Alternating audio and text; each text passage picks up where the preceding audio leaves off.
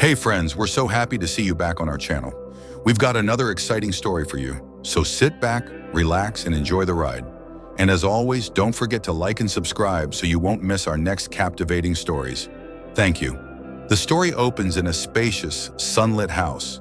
Teenagers are scattered around the rooms, chatting and laughing. The camera glides through the house, capturing moments of youthful energy and friendship. In the living room, a group is watching a music video on TV, while others lounge on the floor, talking and sharing stories. The atmosphere is carefree and relaxed, with sunlight streaming through large windows and illuminating young faces. The scene shifts to a peaceful beach in Biarritz, where waves gently roll onto the shore under the golden light of the setting sun. George and her friend Letitia sit by the water, chatting with friends, drinking and smoking. The sky above glows in warm sunset hues. Because of this late outing, Letitia returns home too late, leading to an argument with her father. After school, Alex invites George and Letitia over to his house. The girls drive through a suburban street lined with white houses and blooming gardens. Alex's home is a modern two-story building with large glass windows reflecting the afternoon sun. Alex walks out to the backyard, where George, Letitia, and Nikita are already sitting by the edge of the pool. They smoke, laugh, and chat, relaxed near the water. Soft music plays in the background, and the sun glints off the surface of the pool. The atmosphere is warm and untroubled. Still sitting by the pool, Nikita pulls out a laptop and puts on an erotic film. It's still light out. The sun dips lower in the sky. The screen flickers with reflections off the water as the friends watch. Reactions vary. Some smirk, others crack jokes.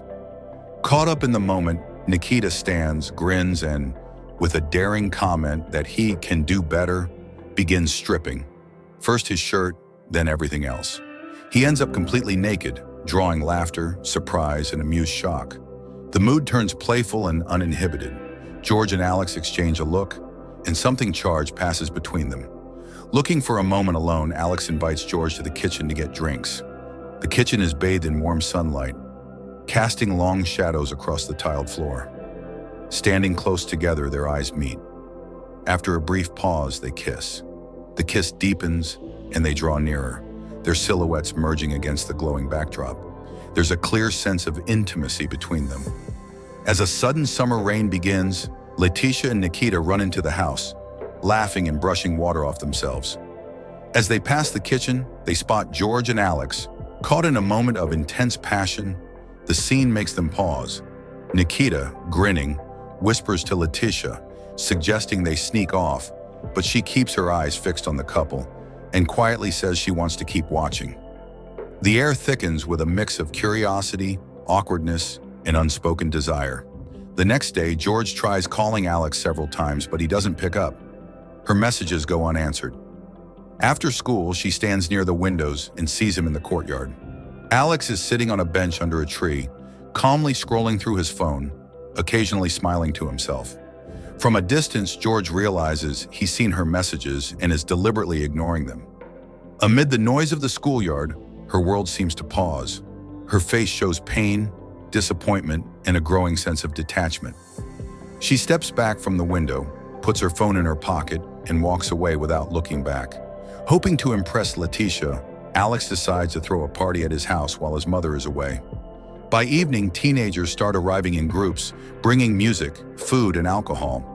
The house fills with voices, laughter, and restless anticipation. The living room transforms into a makeshift dance floor. Bodies move to the pulsing rhythm, colored lights glide across walls and faces. The air is thick with perfume, smoke, and the buzz of expectation. The atmosphere grows increasingly bold and unrestrained. In the middle of the party, George suggests playing Truth or Dare, heavily leaning into the dare side. The group gathers in a circle, eyes gleaming with excitement and mischief. The dares escalate, becoming more daring and provocative. Laughter and teasing fill the room. Inhibitions melt away as the game takes over, sweeping everyone into its rhythm. As the night deepens, the party's energy becomes more chaotic and charged. The music blares louder, lights flash more frantically. Teenagers pair off, searching for quiet corners and dimly lit rooms. the camera catches fleeting moments. Interlaced fingers, quick kisses, muffled giggles. The house, once just a meeting place, now pulses with desire, curiosity, and the blurred lines between play and reality. In the following days, the parties at Alex's house become a regular thing. Each one is wilder, louder, more uninhibited than the last. The house turns into a space where the lines between friendship and intimacy dissolve. The teens experiment, explore, get lost, and find each other again. Connections twist and shift. Crushes become flashes of lust. Friendly chatter turns into touches. The story portrays this without judgment, restrained and precise, like a chronicle of adolescent self-discovery. Amid everything, Gabriel begins to stand out. A quiet classmate, different from the rest. He stays on the sidelines, preferring solitude and music over the chaos of parties. His world is headphones, rhythm, stillness. Eventually, curiosity and a quiet ache lead him to attend one of Alex's gatherings.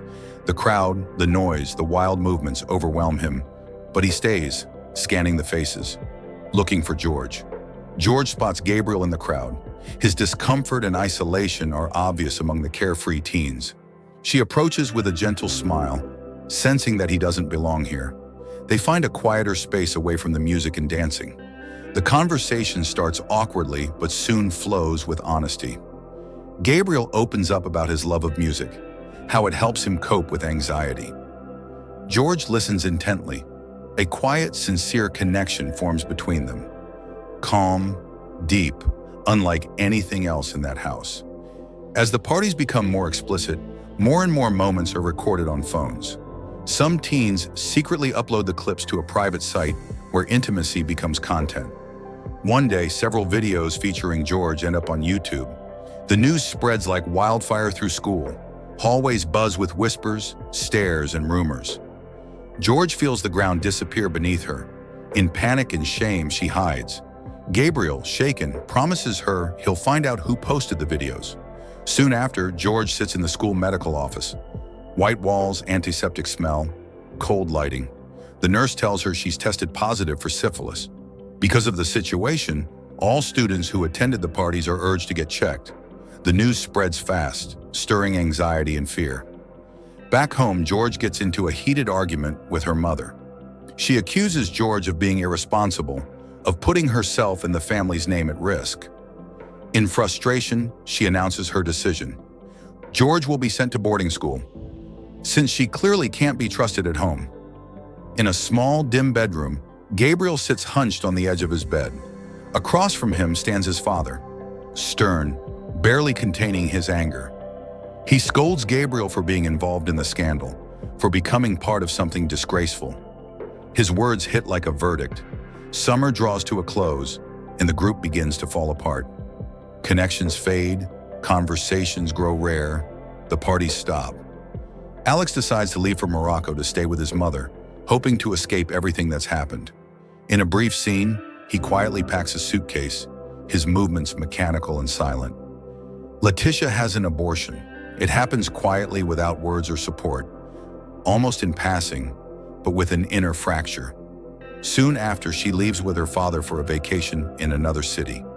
She says goodbye to no one, simply vanishes from the group, dissolving into silence. George and Gabriel spend more and more time together. Cut off from the others, they find comfort and calm in each other. Conversations in the kitchen, long walks, music shared through a pair of headphones. Something real begins to grow between them. They decide to leave Biarritz and start over in Berlin. They don't make a scene, just board a train, each with a single suitcase. The journey is long but quiet. Outside the window, landscapes shift. Fields, forests, towns. They speak little, letting the silence carry them.